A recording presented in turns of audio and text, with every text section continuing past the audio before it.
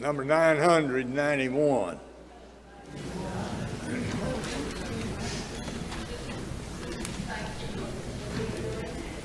This is my Father's world, and to my listening ears, all nature sings and round me rings the music of the spheres.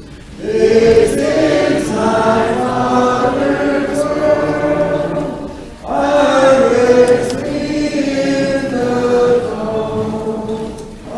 rocks and trees of skies and seas, and the wonders wrought. This is my Father's world. Oh, let me ne'er forget that room the throne sings calls and drums. God is the ruler here. This is my Father's world. The battle is undone. Jesus who died shall be satisfied, and earth and heaven be one.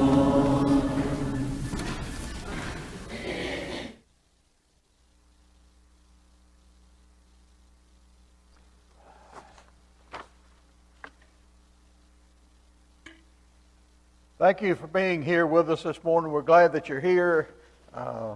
We'll be looking at Judges chapter 15 and 16 today. If you do not have one of the lesson sheets, if you'll just hold your hand up, there's somebody, there's a couple there. Larry, you got any more? Chopper's got some. And we'll be talking about Samson here in just a few minutes. Several things going on this week. Those that we need to remember in prayer this week. We heard this morning that Chester Meeks is on his way down to Tupelo with a possible heart attack, so he'll be down there. Linda Ty, Yuri and Natasha, this is Marcia Meeks' parents. Gary Green is in the hospital in Nashville. Robin Whitley, Benny Rainey, Curtis C. Miller, this is Dennis Miller's dad. We need to remember all of those as we pray today. On Tuesday, we have our Golden Circle Luncheon down in the annex at 11:30. If you can make that, that's always a good thing to be part of.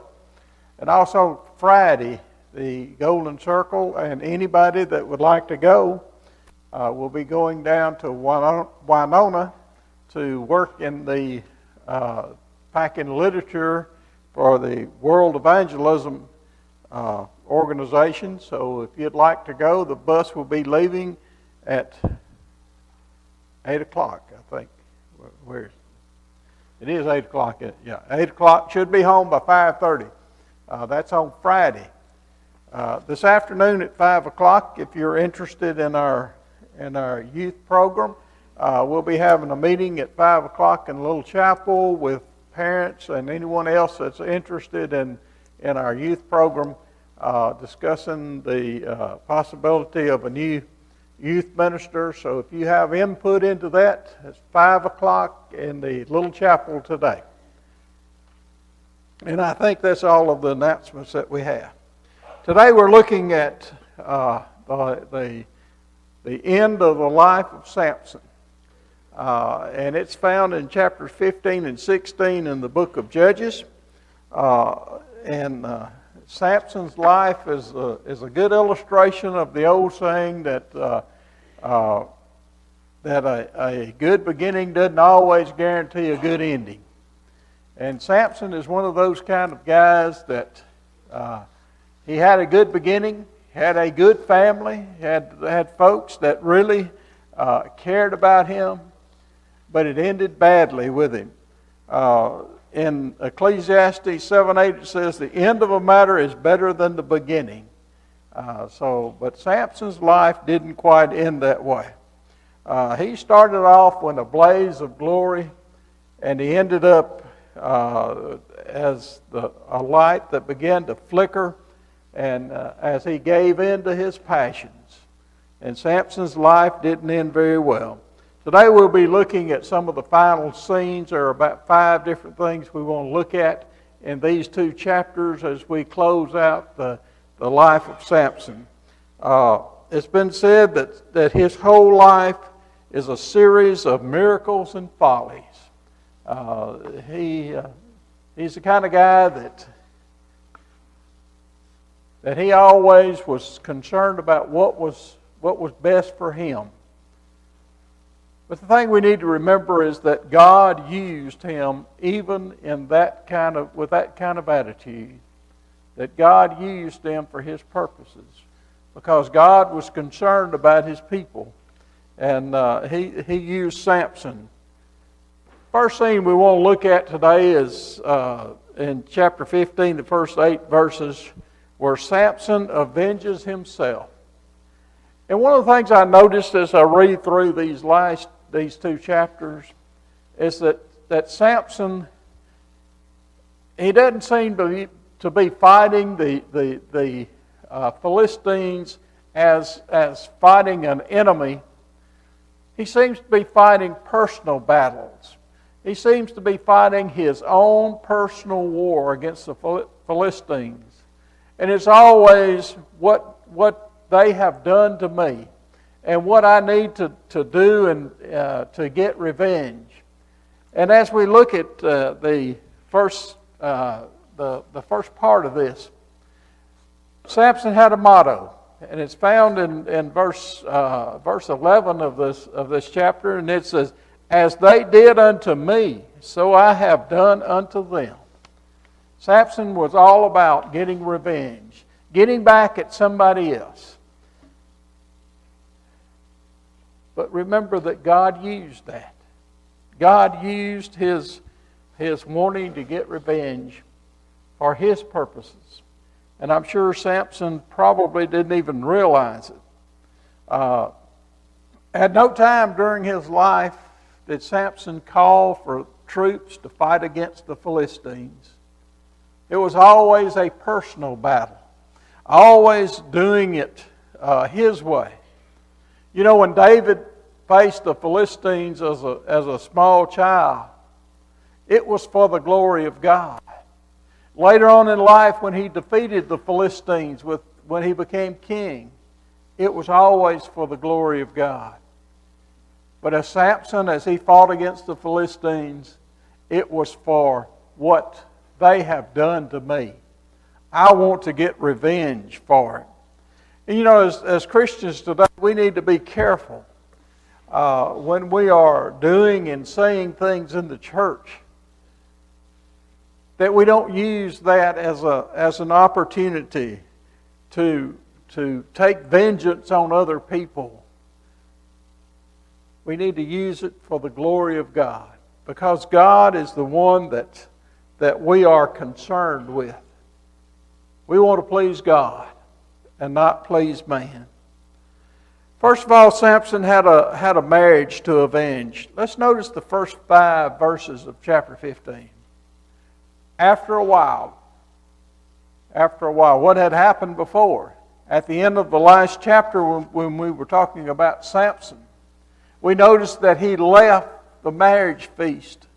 He left in the middle of, well, not at the middle, close to the end of it, because he got mad and he left. But it says, now after a while, in the time of the wheat harvest, it happened that Samson visited his wife with a young goat. And he said, let me go into my wife, into her room. But her father would not permit him to go in. Her father said, I really thought that you thoroughly hated her. Therefore I gave her to your companion. Is not her younger sister better than she? Please take her instead. And Samson said to them, this time I shall be blameless regarding the Philistines if I harm them. Then Samson went and caught 300 foxes, and he took torches, turned the foxes tail to tail, and put the torch between each pair of tails. And when he had set the torches on fire, he let loose the foxes to go into the standing grain of the Philistines, and burned up both the shocks and the standing grain, as well as the vineyards and the olive groves. Notice here that after a while, Samson went to visit his wife. The marriage had not been completed because he had left. But he felt like that he was still married. But when he got there, he found out that he wouldn't. Who should Samson have been mad at? The Philistines didn't give his wife away. The person that was supposed to have been his father-in-law gave his wife away. And even the thought of a younger wife didn't even entice Samson. Notice that Samson wanted to get even because they had done him wrong. Samson should have been mad at his father-in-law, but he wasn't. He was mad at the Philistines. And notice what he did. It says he went out and caught 300 foxes. The same word could be used for jackals. But he caught 300 foxes, and he tied them tail to tail. He tied their tails together and put a firebrand in between the two and lit it and put it into the grain. If you've ever seen a cornfield when it's ready to harvest, you know it's dry and it would be easy to catch on fire. A wheat field would be the same way. And he put if he had tied just a firebrand to the tail of a fox and turned it loose, it would probably ran to its den and not done much harm.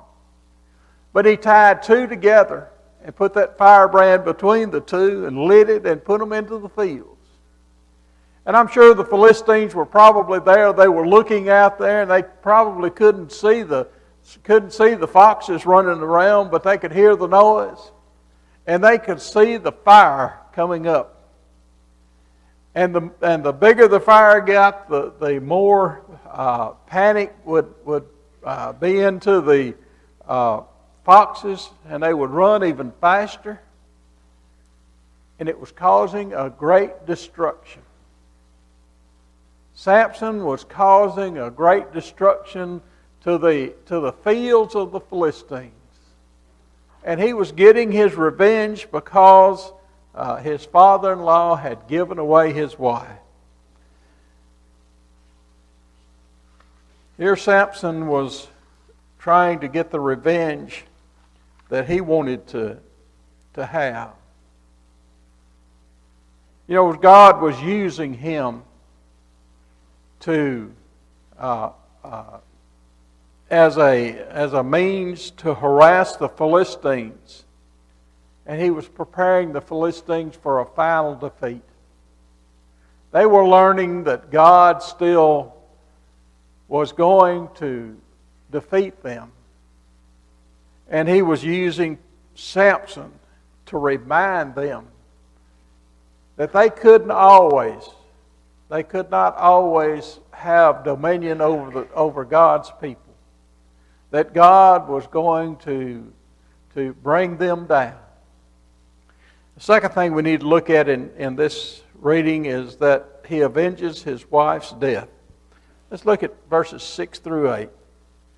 Then the Philistine says, Who has done this? And they answered, Samson, the son-in-law of the Timnite, because he has taken away he has given his wife to his companion. So the Philistines came up and burned her father, and burned her with her father's, and burned her and her father with fire. You know, one of the things that she was afraid of was that they were going to harm her, to kill her, because she needed to give the answer to the riddle But it didn't help that she gave the answer to the riddle, because she died anyway. And not only that, they burned her father's house with fire. So it didn't help that she had caused Samson to have to go out and kill the 30 Philistines and take their clothes. Samson said to them, "Since you would do such a thing like this, I will surely take revenge on you, and after that I will cease." So he attacked them hip and thigh with a great slaughter. Then he went and dwelt in the cleft of the rock of Edom. Samson took revenge again because of the death of what he perceived as his wife, because they had killed her and they had burned her father's house. And Samson said that, "Since you've acted this way, then I'm going to act the same way." You know, it doesn't say how many Philistines were killed. It just says that there was a great slaughter. But he killed a lot of Philistines. And then after he had killed the Philistines, he went and he dwelt in the high country so he could watch out and see what the Philistines were doing. Samson had taken his revenge. But you know, just like the Philistines are like everybody else, if you do something to them, they're going to try to do something to you. They're going to try to get revenge. And Samson was there watching to see what they are willing to do. A second picture of the life of Samson is found in chapter 15, verses 9 through 20, where Samson defends himself. Here he is, he's hiding out. He's at an area that's rocky, at the rock of Edom. And he is there, he's hiding out, he's watching to see what's going to happen next. Samson,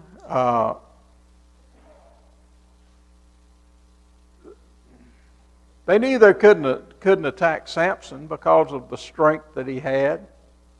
They had tried before and had been a great slaughter. So they tried something different. Let's look at verses 9 and 10.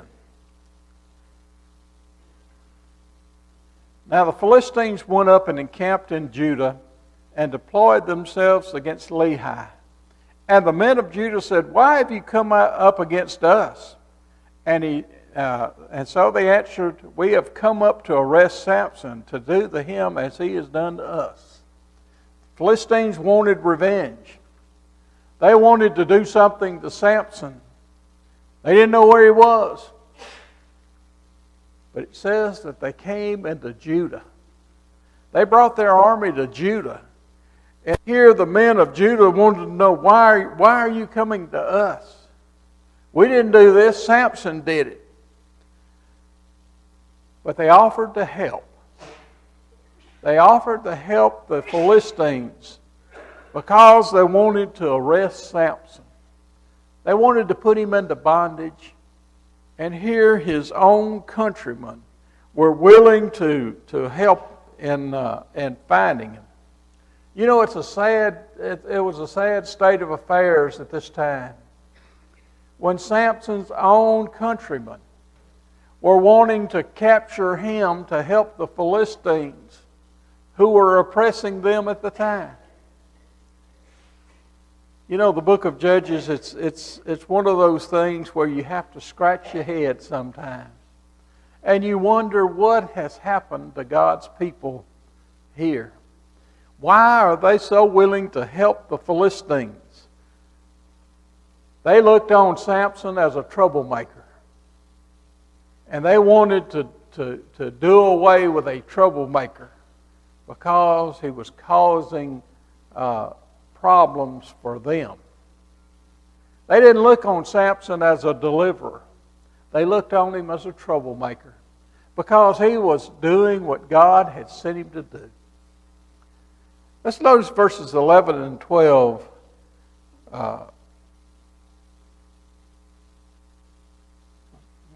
Where is it? well, verse 14, verse 11.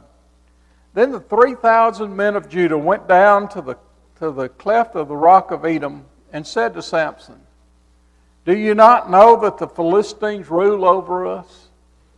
Notice their attitude. Do you not know that the Philistines rule over us? 3,000 men went down.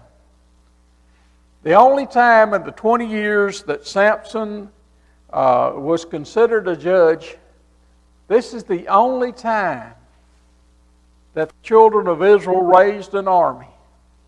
And they raised an army to go and get Samson. They didn't raise an army to go and fight against the Philistines who were oppressing them. They raised a group of men to go down and to arrest Samson. 3,000 men of Judah. Do you not know that the Philistines rule over us? What have you done to us? And he said, as they do to me, so I have done to them. But then he said to them, we have come down to arrest you that we may deliver you into the hands of the Philistines. Then Samson said to them, swear to me that you will not kill me yourself. Took 3,000 men to go down there and said, we came to arrest you. We came to turn you over to the Philistines. They were willing to help when it came to turning Samson over to the Philistines. They wanted to capture him, to turn him over to them so that their troubles would be less with the Philistines. They weren't concerned with the oppression that was being caused upon them. All they were concerned about is that, Samson, you're a troublemaker, you're causing problems for us, and everything was a whole lot smoother if you stayed away. So let's take you and give you to the Philistines, and let's be done with you. They were being oppressed. They were under the heel of the Philistines. And yet they had become accustomed to it. They had become accustomed to being in bondage. And they didn't want anybody to mess up what they had. Sometimes we can become accustomed to things that otherwise we wouldn't allow. And that's the case with the children of Israel here in this reading. They had become accustomed to a way of life that it was not the way that God wanted it to be done.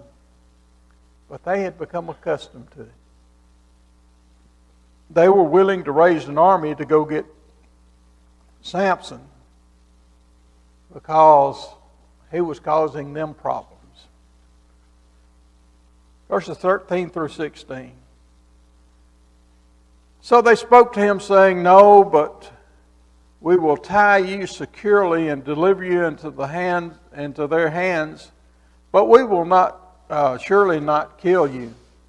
And they bound him with two new ropes and brought him up from the rock.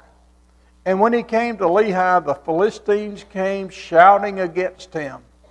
Then the Spirit of the Lord, notice where the power came from. It says, the Spirit of the Lord came mightily upon him. And the ropes that were on his arms became like flax that is burned with fire. And his bonds broke loose from his hands. He found a fresh jawbone of a donkey, reached out with his hands, and he took it, and he killed 1,000 men with it. Then Samson said, with the jawbone of a donkey, heaps upon heaps, with the jawbone of a donkey, I have slain 1,000 men. Samson could easily break the ropes, the new ropes that they had bound him with. And he was able to, the Scripture says he was able to slay 1,000 men with the jawbone of a donkey. And notice it says that it was a fresh jawbone.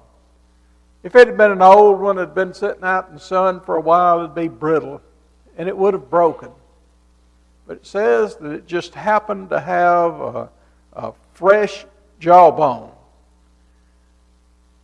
Makes you wonder about the 3,000 men that had brought him as a captive. Did they just stand around and watch? Did they join into the battle? Did they pick up some of the implements of war and join into it? Or did they just watch? You know, it doesn't tell us, but it is interesting to think about. What did they do? Or did they just stand there and watch and see what God was doing through one man? Samson had a way with words. Notice here he said, with a jawbone of a donkey, heaps upon heaps, with a jawbone of a donkey, I have slain 1,000 men. One interpretation of translation that I read, it said that, it says, with the jawbone of an ass I have piled them in a mass. You know, he had a way with words, didn't he? Samson had a way that seemed like he didn't take things seriously. But here he had a way with words. After this great defeat of the Philistines, Samson is brought low again. You know, God has a way that after we reach a high plateau where we think everything is going our way, He has a way of bringing us down, bringing us back to reality. Notice beginning in verse 17. So it was when he had finished speaking, he threw the jawbone from his hand and he called the place Ramoth Lehi. Then he became very thirsty. So he cried out to the Lord and said, You have given me this great deliverance by the hand of your servant, and now shall I die of thirst and fall into the hands of the Philistines? Notice what he didn't want to do. He didn't want to fall into the hands of the Philistines. He knew that he was weak and that God was teaching him a lesson here. He cried out, Am I going to die because of the thirst? Are you going to let me just die here and just die of thirst? You know, when we are in the hands of God, we can feel safe and secure because God will take care of us. Samson was struggling physically. You know, in addition to saying, I need water, he could have been saying to God, I need guidance. I need you to help me to know what to do. But God was benevolent. And as you read there in verse 18, he opened up a fountain. He opened up a spring so that Samson could be refreshed. God took care of him. God took care of his people. But I think he was reminding Samson that he was still in control. That God still was concerned about him, but he was still in control of what was going on around him. A third picture of the life of Samson is found in chapter 16, the first 3 verses. And let's look at that. Now Samson went to Gaza, and he saw a harlot there, and he went into her. When the Gazites were told, Samson has come here, they surrounded the place and lay in wait for him all night at the gate of the city. They were quiet all night, saying, In the morning, when it is daylight, we will kill him. And Samson laid low until midnight. Then he arose at midnight, took hold to the doors of the gates of the city and the 2 gate posts. He pulled them up, bar and all, and put them on his shoulders, and he carried them to the top of the hill that faces Hebron. You know, we're not told why Samson went to Gaza. It was a journey of about 40 miles from his home. But when he went there, it says that he saw a prostitute. And that he went into the prostitute. And the folks there at Gaza said, "We've got him now. We've got him inside the city. Let's lock the gates and wait till in the morning when it's daylight so we can see what we're doing, and then we will just kill him." And it says about midnight he got up and he took the gates, the post and all, and pulled them out of the ground. He was showing his great strength that God had allowed him to have. And he took the gate post and everything. The lust of the eye and the lust of the flesh had put Samson into this position. But God allowed him to be delivered from that position. You know, the gates of the city were there for the protection of the city. And it was also a place for gathering where the elders of the city would gather. And if you took the gates, it's a form of gaining victory over a city. Because the gates are wide open and nobody can stop you from coming in. Samson took the gates of the city and he carried them off.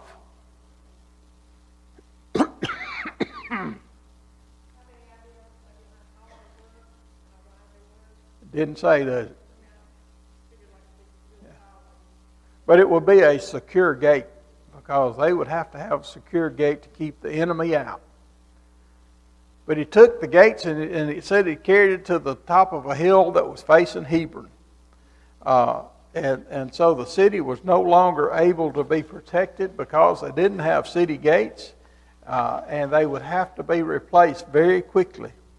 But he points out that God delivered him, didn't he? God took care of him even though he was someplace where he shouldn't have been. God would not have condoned even a person of the stature of Samson to go into a prostitute. But he did anyway. This was was saying that he didn't take seriously his Nazirite vow.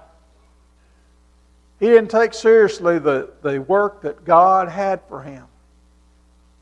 But God was still using him, even in the condition that he was in, that God still used him. A fourth picture of the life of Samson is that he betrays himself. Let's look at verse 4. Afterwards, it happened that he loved a woman in the valley of Sorek, whose name was Delilah. And the lords of the Philistines came to her and said, "Entice him and find out where his great strength lies, that by what means we can overpower him, that we may bind him and afflict him, and every one of us will give you 1,100 pieces of silver." You know, here, he's close to home. He's not 40 miles away. He's in a valley close to his house. And they want to know what his great strength is. Samson goes to a lady named Delilah. It doesn't say that she's a prostitute, but she probably was.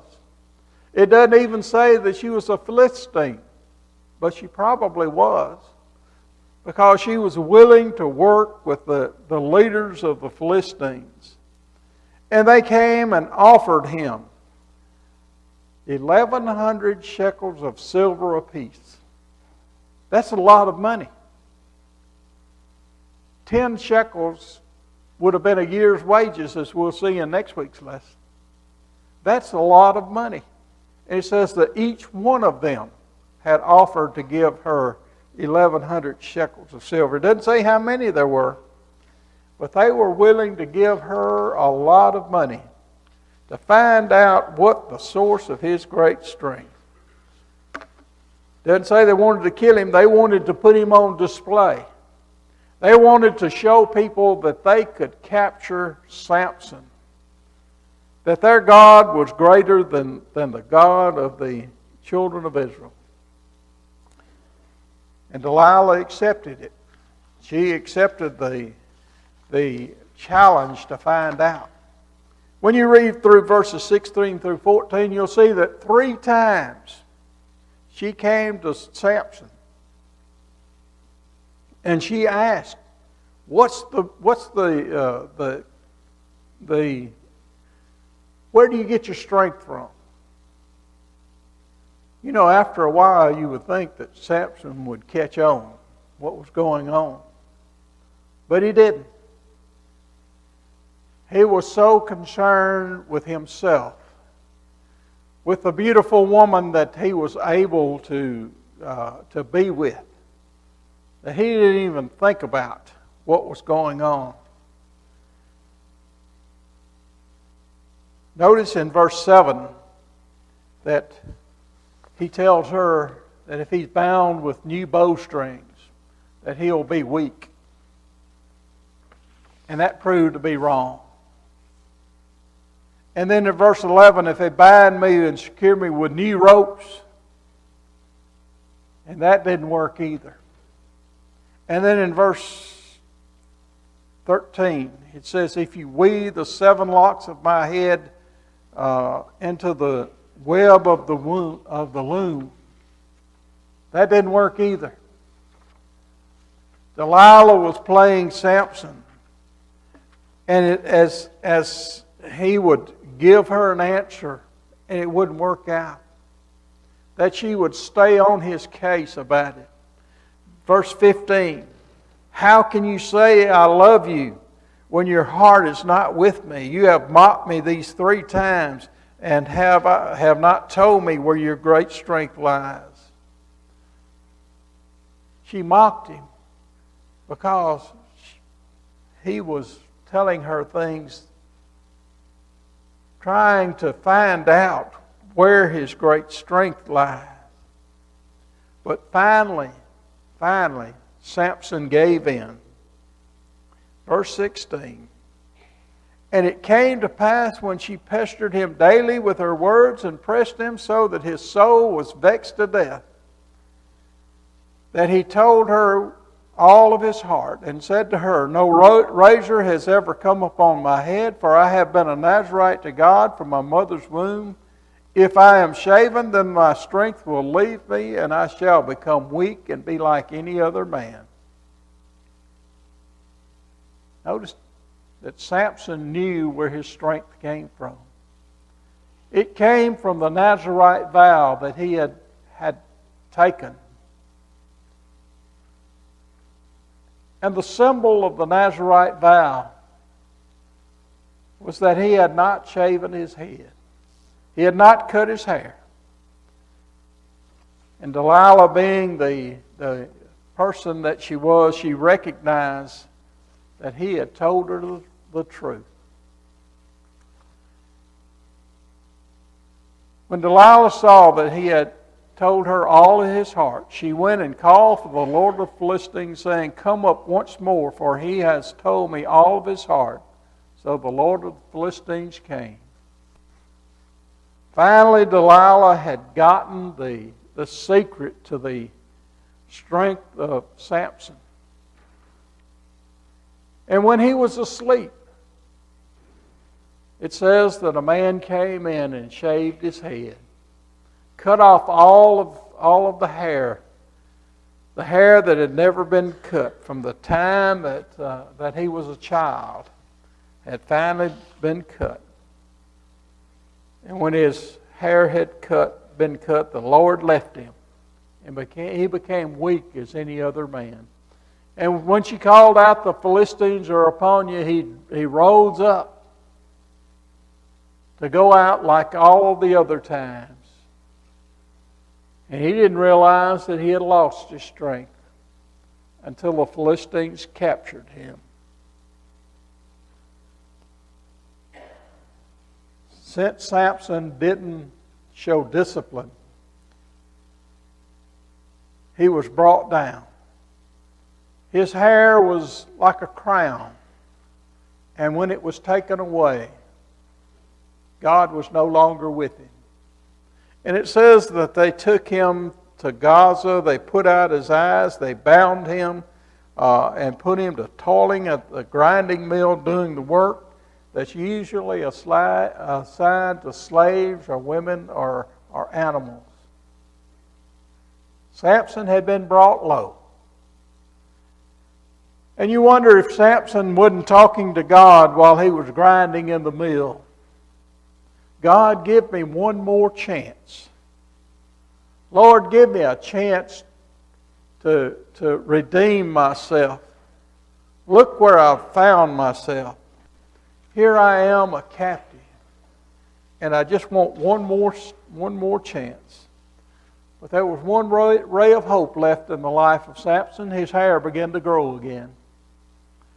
You know, his power was restored to him. God allowed him one more chance. And the final section of life that we'll look at today is Samson destroys himself. You know, Samson, it was tragic what happened to the servant of God. He was raised in a godly home, but he was humiliated. Not only was he humiliated, but he was also humiliating the people of God. Notice what the Philistines were saying about Samson. It says, "Our God has delivered into our hands Samson, our enemy. Our God has delivered into our hands our enemy, the destroyer of our land, the one who multiplied our dead." They were saying that their God, Dagon, their God was stronger than Jehovah God because they had captured Samson. They had done away with the one that was causing all kind of problems. They were proud of themselves because they were able to put this man in subjection. What does it do to the church when we are living a life that's not the life of a Christian and people around us see? Will they say, "Look at those folks over there. They're just a bunch of hypocrites. They say they live one way, but they do differently." People talk. And here you see they were talking about their God is stronger than the God of Jehovah, God of Israel, because he's been allowed to camp. And as they were having their feast down in Gaza, they wanted Samson to be brought out. They wanted him to be made a show, to put on a show for them so that they could revel in their great victory over Samson. And they brought Samson out that he may perform for us. They even had him led around by a small boy. And they were leading him around, and I'm sure that Samson, being the kind of guy that he was, he put on a show for him. It doesn't say what he did, but he put on some kind of a show. And he was being led around by a child. He may have noticed the construction of that huge building because it says that there were 3,000 people. It was a venue that could hold up 3,000 folks. And he wanted the boy to put him next to the pillars that held up the arena. And God allowed him to have his strength back just one more time. He prayed to God before he died. And he said, "O Lord God, remember me, I pray. Strengthen me, I pray, just this once. O God, that I may with one blow take vengeance on the Philistines for my 2 eyes." He still wanted that personal vengeance. He said, "Let me die with the Philistines."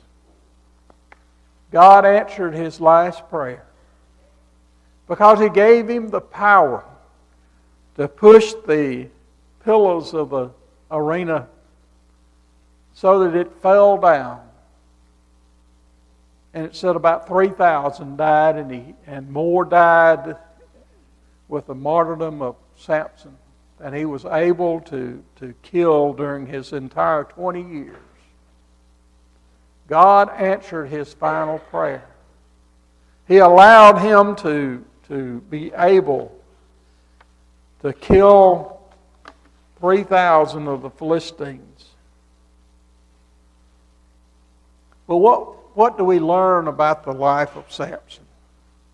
What can we carry with this lesson? I think the main lesson that I take from these 4 chapters in the book of Judges is that God used Samson. He was not a perfect man. If anything, he was the opposite of a perfect man. But God used him. And God used him to carry out His purposes. And what that means to me is that God uses us. That God has a purpose in our life. And God will use us sometimes even when we're not willing. That God is using us to carry His kingdom throughout this community. Samson died. And it says that his brothers, and we don't know that Samson had any brothers, but his brethren, his father's family, came and they carried him home. They carried him back to the place that he had began. He lived and he died. But he was a judge of Israel for 20 years. God used him. And God is using us today. Our time is up. Next week we have 2 more good stories in the book of Judges before we get through. Thank you for being here.